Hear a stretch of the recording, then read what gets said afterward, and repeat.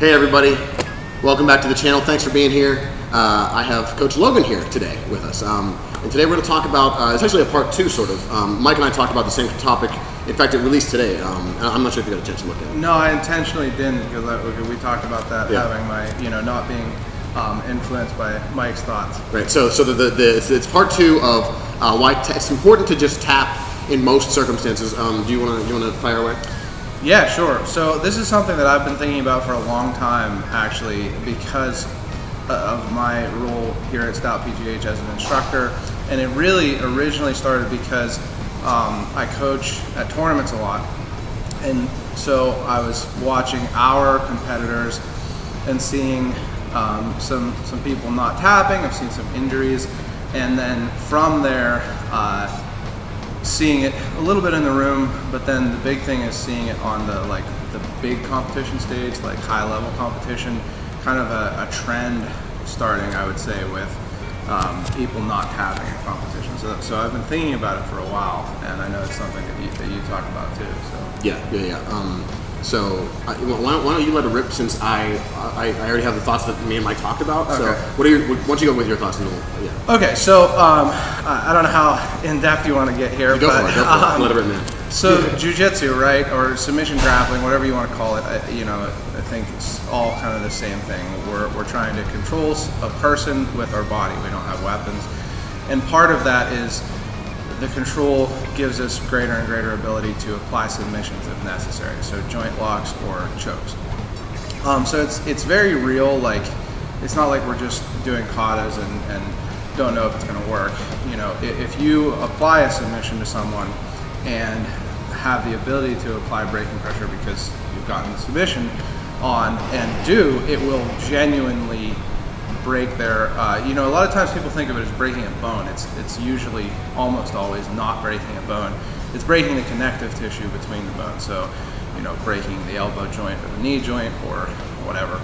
Or choking them unconscious, which happens really quickly if the choke is on cleanly, like 3 seconds or something. So these techniques that we're doing are very real, right? They definitely work.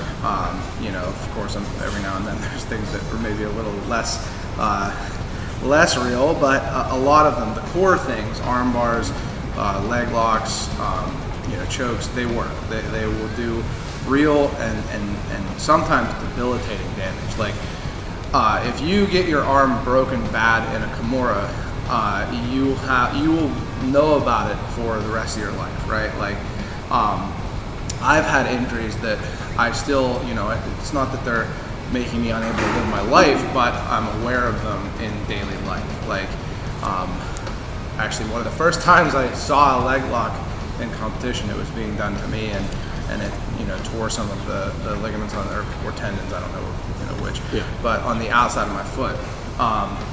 And my foot's a little wobbly. I could get cracks and stuff like that.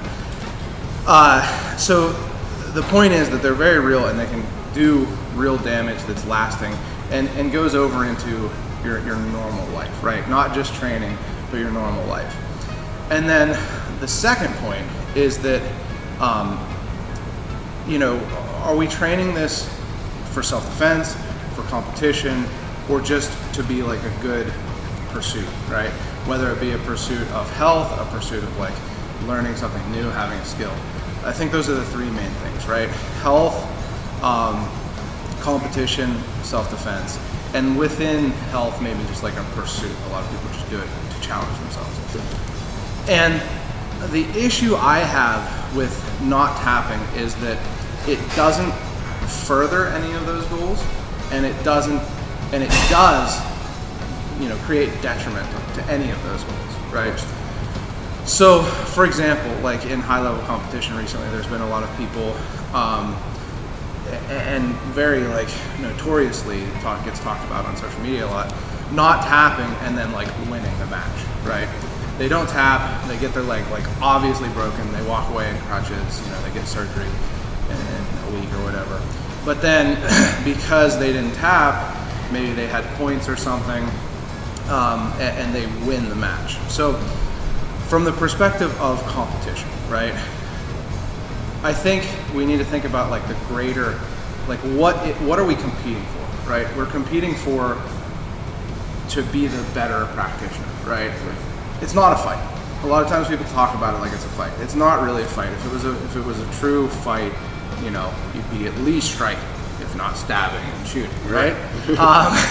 So it's not a fight. It's a competition, and the competition is to see who's the better practitioner. So I think that you aren't really proving that you're the better practitioner if you have allowed yourself to have your joint broken, right? So then the other perspective, self-defense. So if you are interested in self-defense, if you get your leg broken and can like struggle on for another 5 minutes, right, or 3 minutes, or whatever it is in this match that this usually happens in, if it was self-defense, one, the person could probably just like stand up and walk away, and you couldn't catch them or walk away. And at some point, that injury is going to create enough of a detriment, if you are that equally matched that they submitted you, that you will lose, right? Like you would get beat up, killed, mugged, whatever, right? So it's not really furthering our ability to defend ourselves if we are not tapping submissions. And then the worst, and I think the most common thing that people, that brings people to jiu-jitsu is not really competition or even maybe self-defense. And I have kind of separate thoughts on that Warren and I have been talking about recently some. But I think even more people do jiu-jitsu or keep doing jiu-jitsu as like a lifelong thing because it's such a fun, engaging, and healthy pursuit, right? You can keep doing it if you're tapping for your whole life, right? And interrupt me if I'm talking too much. No, you don't. So you can keep doing it for your whole life if you do it correctly.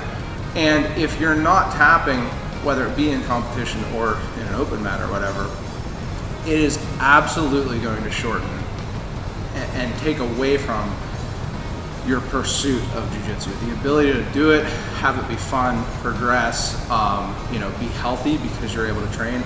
I mean, some of the worst times of my life were when I got out of a good groove and into a bad groove, in part because overtraining or whatever, and I got injuries, So I think whatever reason you have for doing jiu-jitsu, they are all harmed by not tapping. So that's my main issue with it. Do you have any thoughts on that? No. So what you said, most of the stuff that you said, like if you go back and watch me and Mike talk about it, like you covered like a lot of the same things that one or either of us like kind of said too. So I think it like reinforces the fact that like all these things from like a lot of different practitioners' perspectives are a problem if you don't tap. Right? Like it ruins your training and your partner's training. You can't train, and then everybody else who would be helped by training with you not helping. Exactly. Yeah. It's bad form. Bad form, Jack. It's bad form to not tap. It's not sporting. Well, and if I feel like I'm talking a lot. No. That gets into the other point, which is kind of tertiary to those, which is just like keeping you doing jiu-jitsu and helping you to achieve the goal that you have in jiu-jitsu, whatever that goal is.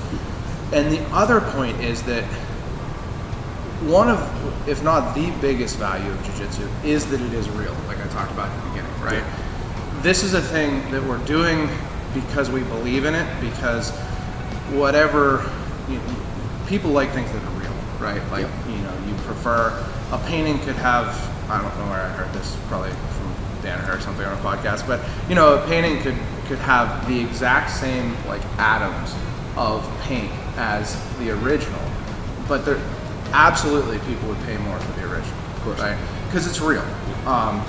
And I think the same kind of idea with jiu-jitsu, like it's real and it's important that it's real. And another problem with people not tapping is that, in my opinion, and this is just me like standing here and I teach classes. I haven't competed a lot recently, so who am I to talk about it? Kind of referencing the best competitors of jiu-jitsu negatively, I guess. But I think that not tapping is in a way making it not real. It's taking away the authenticity. Because, if you are not tapping in competition, It's ignoring, again, the fact that it is a real thing that's really doing injury to you, doing harm to you, that, you know, probably will be long term. These people that are, you know, my age or around my age and getting their legs broken in competition, I think they're not going to be feeling real good when they're 50, you know. And so it's taking away from the authenticity of it at that competition level.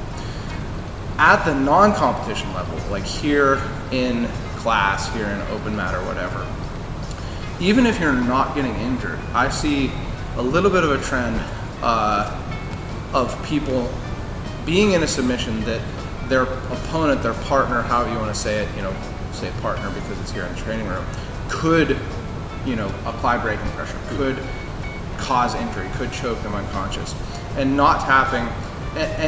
And what that's doing is it's trusting your training partner to not do it, and also forcing them to make the choice between not doing the technique correctly or kind of being a bad training partner because they're injuring you. Certainly it's not being a good training partner injuring you, but it's kind of the person who's not tapping's fault, right? Yeah. But it's forcing them to make that choice, and neither of those choices, right? Not doing the technique correctly and then stopping once you get to the point where you could cause, you know, injury, or, you know, causing them to do injury to their training partner. Those are both making it less authentic, I think. And I really don't want to see that happen in jiu-jitsu on the greater scale, because, you know, like, I grew up wrestling and then transitioned, because I'm super lucky to have Warren as my brother, into doing jiu-jitsu, and now it's like, you know, a huge part of my life. It's my job, it's what I do for fun, you know, most of what I do for fun, and I want jiu-jitsu to stay authentic and not go the route of some other martial arts that have been authentic and then have been kind of diluted. And there's other, I think, forces that have caused, could cause that to jiu-jitsu too, but like, you know, you know, but I also really, even more so, don't want it to happen for us, for like us here at Stout PGH, or because, and there's multiple reasons for that. The one is because, like, I guess pride or whatever. Like, I want what we do, what I teach, and what the people who learn here from me and others like you, I want what they do to be real, because it's meaningful to me. But, you know, the other side of that is, like, I feel an obligation for it to be real, right? I don't want to be causing or allowing a culture, or just, it's not even the culture, I think, that in a second, but allowing it to happen so that people are training in a way that gives them a false view of how jiu-jitsu works and how the techniques work. Yeah. Right. So yeah, you know, that's the other side of it for me. Yeah. Yeah. So what you were saying also about, like, you liking to do this, and like that's another point we talked about was like love of this particular game, which is, you know, we're not really fighting, like you said. It's a game, and we're playing a game, and we're playing a fun game with each other, and we love it. And like sometimes we might even avoid doing, I avoid doing other activities that would maybe hurt me, so I can't do this, right? Yeah, like, not even just this. Yeah. So it's like not tapping is stupid, you know, already, but like I'm trying to like not get hurt for other reasons too. It's like I'm trying to increase my safety even more so I can continue to do this. Yeah, that's true, and like you say, that I don't think that the fact that it's not a fight in competition or here, I don't think that sometimes people online talk about that, oh, jiu-jitsu's fake, like I just stand up and punch you, or I just, you know, pull out my Glock, you know, whatever, trademark, don't sue us or whatever, but you know, and all that's true, but it's like, it is real, and it can be used, and is used, and is very, very useful if you're doing it in an authentic way. And so the other thing that I want to say is, like, this is not me criticizing the people who are doing it as like hobbyists or just in here, because I think that it's a tough thing. The fact, it's a very complex thing. The idea of a tap, right? Tapping at the right time. You want to keep going until your partner could apply braking pressure, and that's what makes it authentic. You tap when they could, or just before they could, And that way you are being able to train against resistance in a way that really can translate to a real fight, right? MMA, which is closer to a real fight, or self-defense. You know, jiu-jitsu gets used frequently in self-defense. You know, lots of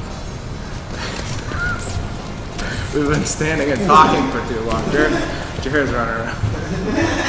Where's the thing? The thing's over there. Oh, yeah. So some technical difficulties. We've got automatic lights, and we've been standing still for too long. But it really does translate. You know, the fact that it's not a fight doesn't mean that it can't translate to a fight. But it's kind of a complex thing.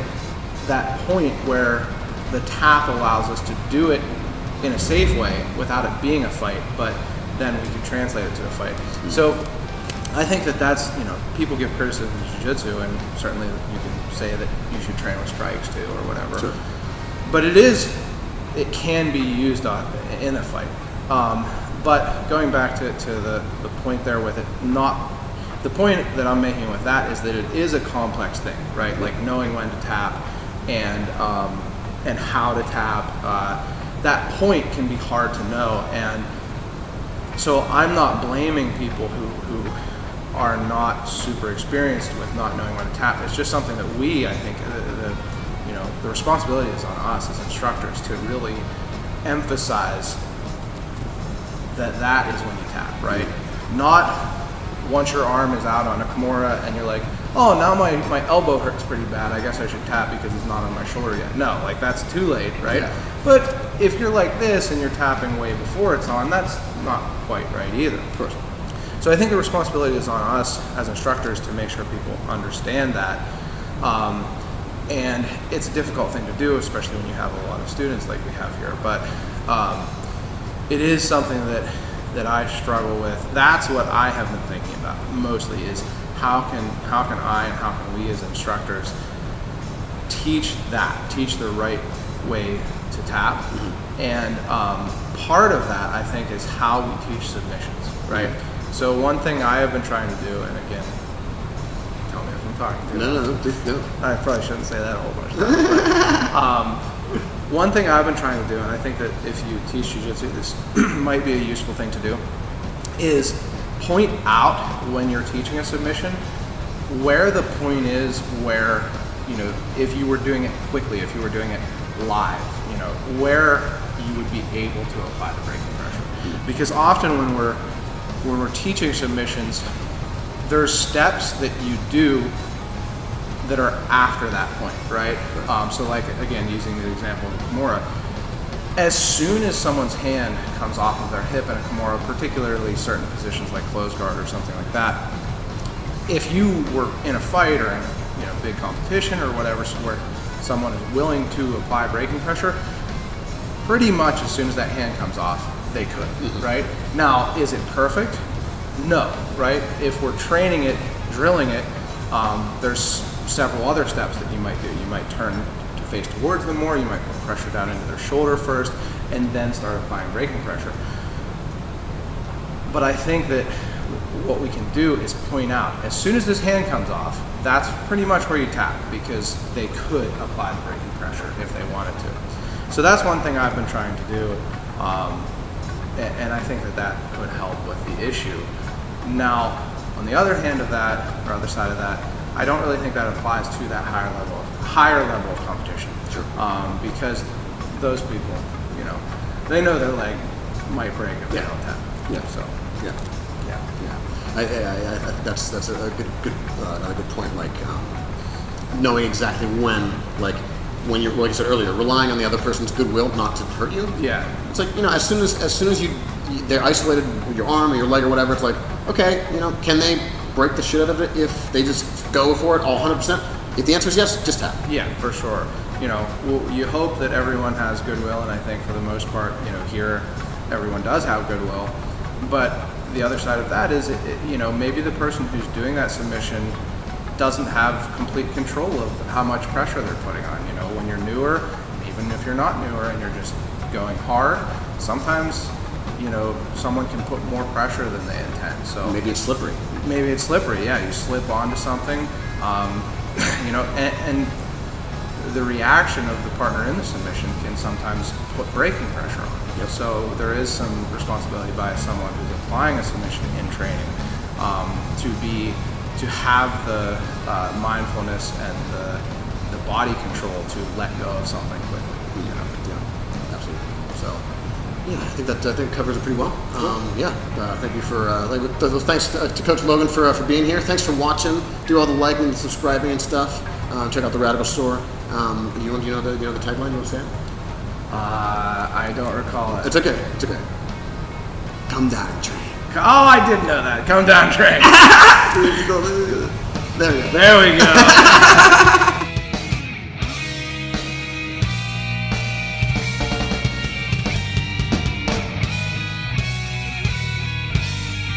It's up to you.